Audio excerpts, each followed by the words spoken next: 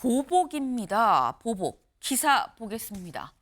미 때리자 중국, 캐나다, 멕시코 보복할 거예요. 라고 벌써 밝혔다는 거죠. 트루도 총리의 얘기 들어보고 올까요? Tonight, I am announcing Canada will be responding to the U.S. trade action with 25% tariffs against $155 billion worth of American goods. It'll include major consumer products like household appliances, furniture, and sports equipment, and materials like lumber and plastics, along with much, much more. 네. 우리도 25% 똑같이 부과할 겁니다. 라고 지금 얘기를 하고 있죠. 그럼 캐나다만 이러냐라는 겁니다. 멕시코 대통령도 직접 밝혔어요. 뭐라고 얘기를 했느냐. 관세, 비관세 조치를 포함한 플랜 B 시행을 지시를 했습니다. 라고 얘기를 했다라는 거죠. 그래서 이 실질적으로 이 미국으로 수입되는 제품의 가격 상승으로 미국 소비자한테 타격을 입히겠다. 라고 얘기를 했습니다. 중국도 밝혔습니다. 뭐라고 얘기를 했느냐. 미국의 잘못된 처사에 대해 WTO에 제소할 겁니다. 라고 밝혔다는 거죠. 상응한 반격 조치를 취해서 권익을 굳게 수호할 겁니다. 라고 얘기를 했다라는 거예요. 네, 이 아메리카 땅, 윗집, 아랫집. 이런 여기서 일어나는 일에 우리가 무슨 상관이야? 라고 생각하실 수 있습니다만 지금은 글로벌 사회죠. 네. 이 아메리카 땅에 뭐가 있느냐. 저희 그래픽 같이 볼까요? 네. 이게 지금 이 아메리카 땅인 거죠. 여기 미국입니다. 위가 캐나다, 아래가 멕시코예요. 근데 여기에 뭐가 들어가 있느냐. 여기 뭐 미국의 뭐 삼성전자 반도체 공장 들어가 있고요. 뭐 LG 에너지 솔루션, 삼성전자, 현대차, 기아, 가전, 자동차, 가전, 반도체 등등 많은 이 공장들이 들어서 있습니다. 근데 미국 말고 캐나다에 뭐가 있느냐. 캐나다엔 주로 배터리 공장들이 여기다 들어가 있다라는 거죠. 지금 뭐 SK온이나 에코프로비엠 등등등에서 뭐 LG 에너지 솔루션 등등 배터리 공장들이 다 캐나다에 있다. 그럼 멕시코는 뭐가 있느냐? 멕시코는 더 많죠. 가전, 자동차 부품 가전, 네. 뭐 가전, 철강, 포스코의 철강도 다 멕시코에 이미 공장이 들어서 있다라는 겁니다. 근데 중요한 건 그렇다면 이걸 보면 아하 이게 꼭 남의 나라 얘기는 아니구나라는 걸 느끼셨을 것 같아요. 그럼 우린 어떻게 해야 되느냐. 관련해서 저희가 전문가 지금 연결이 돼 있습니다. 이인철 참 좋은 경제연구소장님 모셨습니다. 안녕하세요. 네, 안녕하세요. 네, 소장님. 지금 캐나다, 멕시코 나가 있는 우리 기업들은 어떻게 해야 되는 겁니까? 그렇습니다.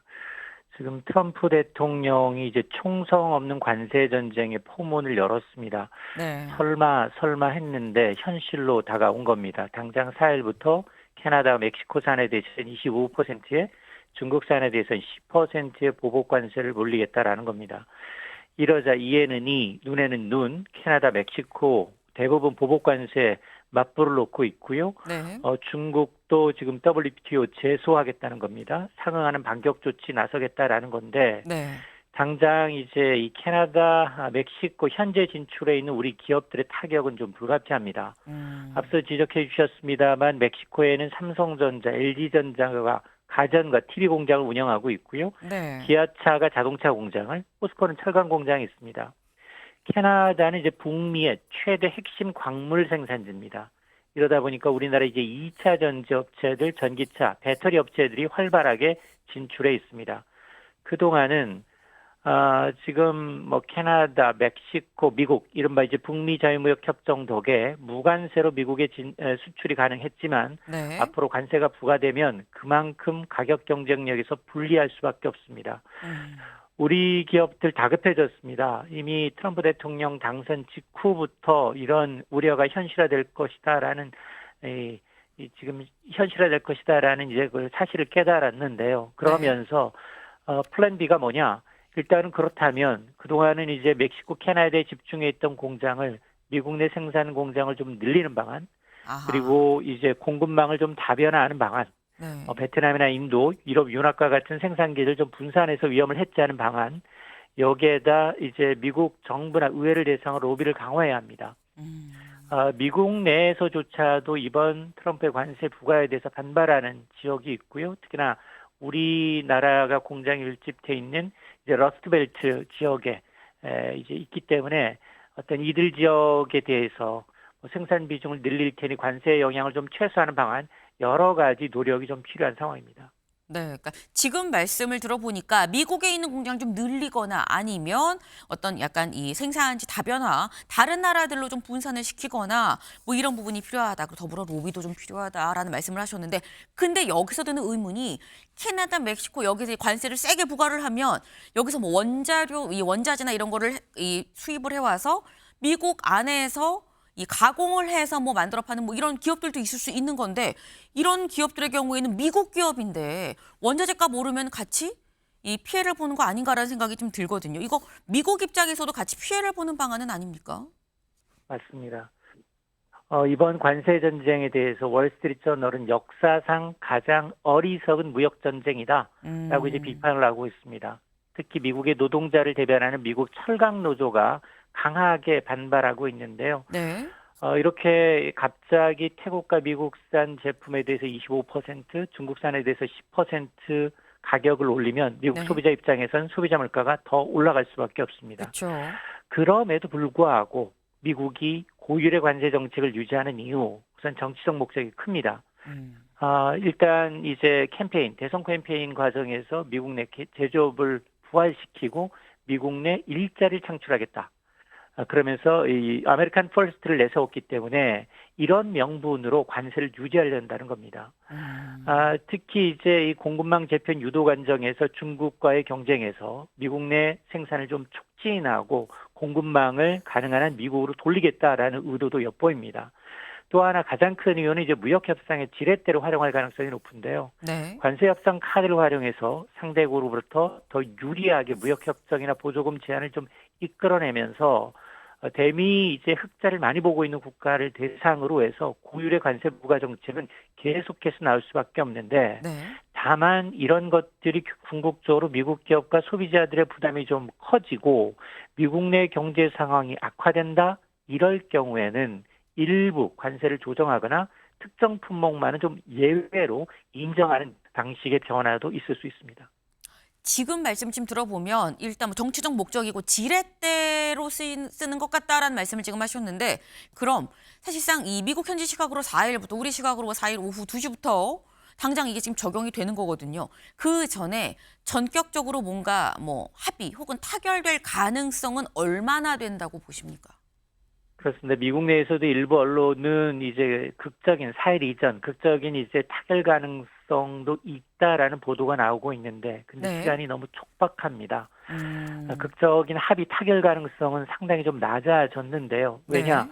아직 이제 이 트럼프 대통령의 이제 공약이 강경한 이제 외교 정책, 대외 정책을 유지하겠다라는 어떤 전략적 판단에 따른 관세 부과이기 때문에 네. 아직 이제 시도도 하기 전에 크게 이득을 보는 이 무역 협상에서 미국이 유리한 쪽으로 협상을 내놓는 국가를 제외하고는 상당히 이제 지금 그런 정치적 협상 시간이 좀 부족합니다. 그러다 보니 지금 뭐 다만 이제 미국 내 기업들의 반발과 협상 여하에 따라서 일부 조정 가능성이 존재하고, 그리고 네. 이제 관세 부과를 받게 되는 캐나다, 멕시코, 중국에 대해서도 이들 국가들은 미국을 향해서 SOS 협상의 여지를 남겨두고 있긴 합니다. 근데 앞서서 이제 지난달 말이었죠. 불법 이민자 송환 문제를 둘러싸고 콜롬비아에 고율의 관세를 부과했다가 네. 협력 약속을 받아내자 9시간 만에 보류한 바가 있기 때문에 이들 국가들은 이런 극적인 타결 가능성에 이제 무게를 좀 싣고 있는데요. 그럼에도 불구하고 이제 트럼프 대통령의 성향상 당장 이제 지금 하루 정도 남아 있는데요. 이걸 이제 덮을 가능성은 상당히 좀 낮아 보입니다. 네. 그러니까 지금 극적 타결 가능성이 전혀 없는 건 아니지만 남아있는 시간이 너무 촉박하기 때문에 그 안에 이게 극적으로 바뀌기는 쉽지 않아 보인다라는 말씀을 지금 하셨어요. 사실 관건은 지금 저희가 뭐 멕시코 뭐 지금 이 캐나다 얘기를 하고 중국 얘기를 하긴 했습니다만, 이건 사실 어떻게 보면 우회적으로 간접 여파를 받는 거다라고 볼 수 있는 건데, 그러면 우리나라에 직접적인 영향을 줄 수도 있다라는 얘기가 나옵니다. 다음 기사 볼까요? 맞습니다. 트럼프 반도체, 철강 등도 추가 관세, 한국 수출에도 영향 우려입니다. 네, 트럼프 대통령 이렇게 얘기를 했다고 해요. 잠깐 들어보고 오시죠. Eventually, we're going to put tariffs on chips. We're going to put tariffs on oil and gas. That'll happen fairly soon. I think around the 18th of February. And we're going to put a lot of tariffs on steel. 네, 들으셨나요? 반도체 철강도 곧 부과할 거다. 이 곳이 언제냐? 18일쯤이라고 날짜까지도 사실상 지금 명시를 한 상태입니다. 근데 그러면 소장님, 지금 관건은 지금 우리나라 영향이라는 건데 철강 반도체 18일부터 한다 그러면 지금 한 2주 정도밖에 남지 않았거든요. 우리나라 반도체 철강 괜찮은 겁니까? 그렇습니다. 지금 우리나라가 지난해 대미 무역 흑자가 사상 최대입니다. 557억 달러, 80조 원 가량을 미국과 무역에서 우리가 흑자를 얻어내고 있습니다. 미국의 무역 적자국 상위 8번째 랭크가 돼 있는데요. 그러다 보니 트럼프 대통령 입장에서는 이걸 돌려놔야 되겠는데 어떤 부분을 이제 가장 먼저 손을 댈 것인가? 한국의 최대 수출 품목인 반도체를 비롯해서 철강, 알루미늄, 의약품, 구리, 석유, 가스와 같은 특정 품목을 꼭 집어서 관세를 추가로 매기겠다라는 겁니다. 한국의 최대 수출 품목인 반도체도 관세 영향권에 들어갈 수 있다라는 의미이고 관세 부과로 한국산 반도체 가격이 오르면 그렇지 않아도 지금 뭐 반도체 이 범용 반도체 상황은 좋지 않은데요. 가격 경쟁력이 떨어져서 자연스럽게 반도체 주요 고객이 미국의 빅테크 기업들은 수요가 줄어들 수밖에 없습니다. 여기 하나 더 이른바 칩스법. 미국 내 반도체 공장을 지으면 바이든 행정부 정부 당시에 보조금을 지급하겠다라고 약속까지 받았지만 네. 지금 이것도 지금 뒤집겠다는 겁니다. 이렇게 되면 우리 기업들 아마 이제 트럼프 대통령은 아마 이제 한미 FTA 재협상을 수단으로 해서 무역 수지를 좀 적자를 줄이려고 할 텐데요. 1기 때도 한미 FTA 재협상을 통해서 우리가 자동차 철강 부분을 미국의 입맛대로 요구대로 양보한 바가 있습니다. 자, 그러다 보니 이제 수출 의존도가 높은 우리 경제는 직격탄이 될 수밖에 없는데요. 아마 앞서 이제 대외경제정책연구원은 이처럼 이제 미국이 보편적 관세를 부과하고 또 주요국이 맞대응하는 최악의 시나리오가 펼쳐진다면 우리나라의 수출은 최대 한 65조 원 줄어들고 이럴 경우 국내 총생산 우리 경제에도 최고 0.7%포인트 성장률이 감소할 수 있다라고 추산을 하고 있습니다. 네, 지금 소장님 말씀을 들어보니까 우리나라 경제 성장률이 0.7%포인트나 떨어지는 굉장히 우려되는 상황도 가능할 수도 있다라는 말씀을 하셨어요. 지금 2주 정도밖에 남지 않았죠. 관련해서 많은 다각적인 노력이 필요해 보입니다. 소장님 감사합니다. 네, 고맙습니다. 네.